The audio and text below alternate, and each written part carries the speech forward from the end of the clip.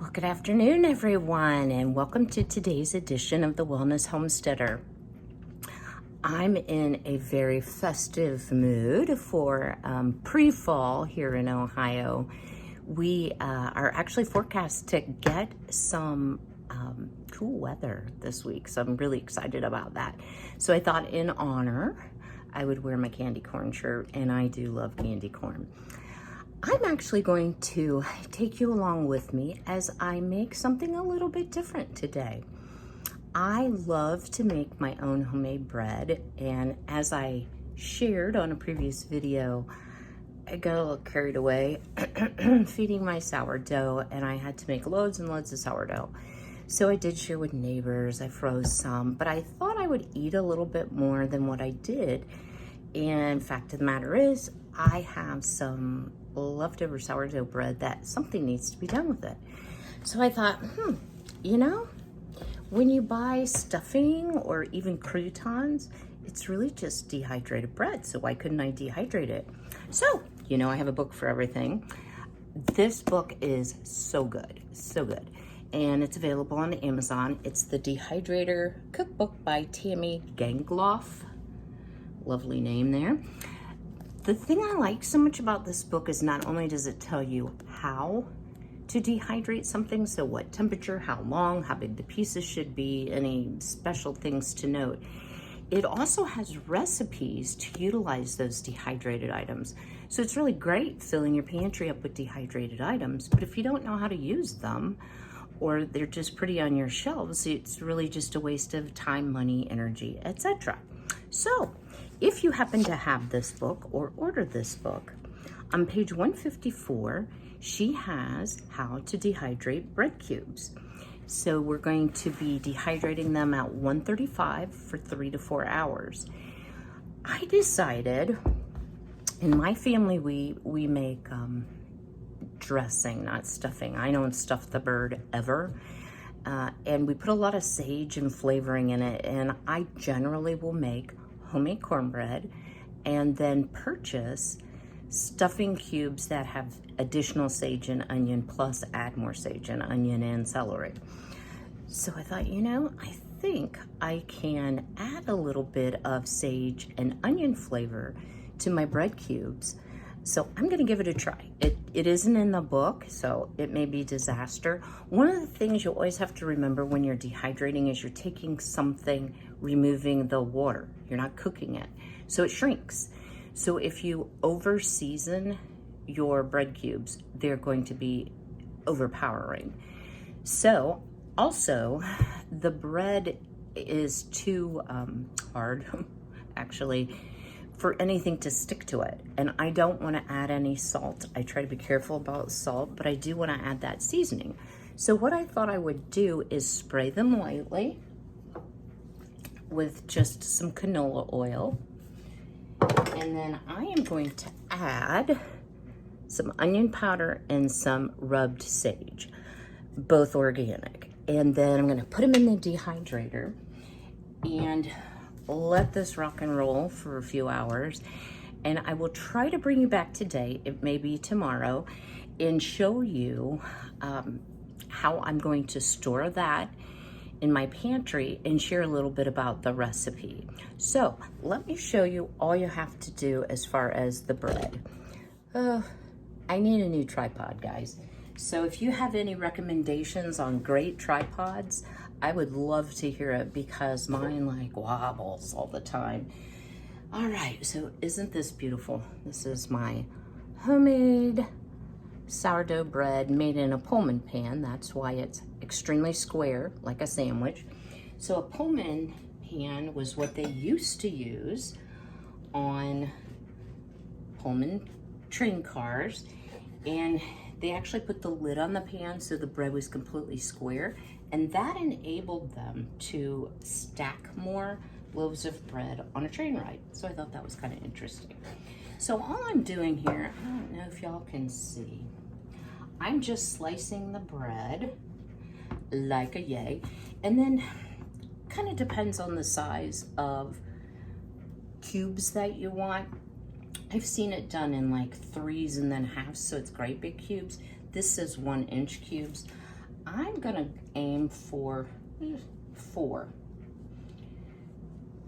And I'm power cutting, so I don't have to do quite so many. And you do want to try to get them relatively the same size so they dehydrate evenly. So let me show you here. So here you go, my cubes. So I'm going to continue cutting the bread, and then I'm going to spray it all, season it lightly, pop it in the dehydrator at 135 for 3 to 4 hours, and then I'll bring you back. All right, well, I thought I would bring you back just very quickly. I wanted to give you a tip, something I learned.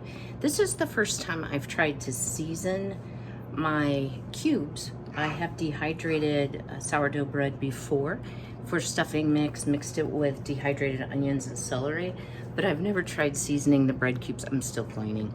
So I had major cleanup on aisle 4 because the trays, and let me show you here, even with the mesh, things fall right through. So I would highly recommend you do this on like a big half sheet tray, quarter sheet tray, something that could catch all of the onion powder and sage, and then you could recycle it back onto your trays instead of getting it all over the floor and countertop and everywhere. I got it. So I have this set at 135 degrees. I put it on for 3 hours. I will definitely check it a few times. You want your bread to be very dry and crusty, like a crouton or like stovetop stuffing mixes. Unfortunately, I dropped my magic mill probably a month ago. Thankfully, it did not break it. However, it does affect how the door goes on, and the door fell off again today onto the floor. Thankfully, did not break. So I did a little research on dehydrators, and I just want to share with you the Excalibur, which is super popular. Has a few more features than perhaps this does. The door lifts off of the front. You can buy either a solid or a glass front. I would always want a glass front door. The problem I have with the Excalibur is all of the trays are plastic. So these are stainless steel. I have a silicone instead of plastic that I'm dehydrating my food on, and you can buy that on Amazon as well. So I have treated myself. I ordered a newer model of the Magic Mill, hopefully one that doesn't leak quite as bad as this one is leaking because of the door. And I'll still continue to use this until it doesn't work for certain things like onions, or perhaps this will be the garage dehydrator. So the model I ordered is no longer plastic. It's all stainless on the outside too. So I will probably do like an unboxing and maybe even a review of the product when I get my new Magic Mill. So I will bring you back to show you the final stuffing, dressing, croutons, they could be any of the above, and then share with you some ways that you can store that and keep that up until Thanksgiving, so that if you have bread that is going to go to waste, it doesn't go to waste. You're actually going to be able to use it in a future meal. So stay tuned. Well, welcome back. This is actually the next day. It got a little late on me last night, so I decided to finish up the video today. So we have our beautiful stuffing cubes or croutons, and you want these to be extremely hard. So completely dry, if you can hear how hard they are. I actually tasted a couple because they felt dry on the outside and they were still soft on the inside. So I think, breaking one or cutting into or eating one as you dehydrate might be a good idea. It only took 3 hours at 135, so it was a pretty quick process. And I did my cubes pretty large, actually, because I wanted a beefy good stuffing mix or dressing, if you call it. So there's a variety of ways that you can actually store the bread cubes, and I am opting for a simple way today. I am going to try using mason jars, and I'm going to put inside each mason jar an oxygen absorber. I realize not all of you have a vacuum sealer, so you can't vacuum seal your lids. That's one option. Put it in mason jars, put your oxygen absorber in, and then seal it with the lid in the ring. But Mason actually makes a lot of different types of products for lids. So these are called timber tops. They're bamboo. They actually have a very nice silicone seal. So I have 1, 2, 3 of those. And then Mason also makes the leak-proof storage lids. So these are plastic, but being leak-proof, I think they have a pretty good seal on them. So and these are wide mouth. I have narrow mouth too, so I'll get those out of my canning area. So your other option would be lid and ring. She also mentions in the dehydrator cookbook, it says, don't vacuum seal them in a vacuum sealing bag because it will crush the cubes. I can tell you from experience what happens is the cubes are kind of sharp and they will eventually kind of poke through the plastic, and then you're stuck with a leaking bag and stale crouton / stuffing mix.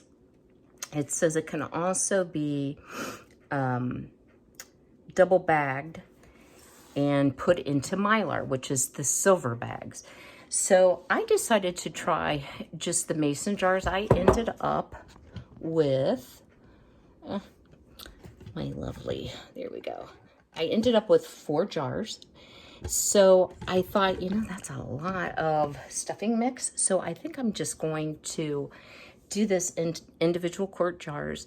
Even though it's a quart, there's a lot of space. So it's probably the equivalent of about 2 cups of stuffing or dressing mix, whatever you call it. And then another option I had thought about doing is Mason makes chalk tops. So you can write with a chalk marker on here what it is. I've actually chipped this one.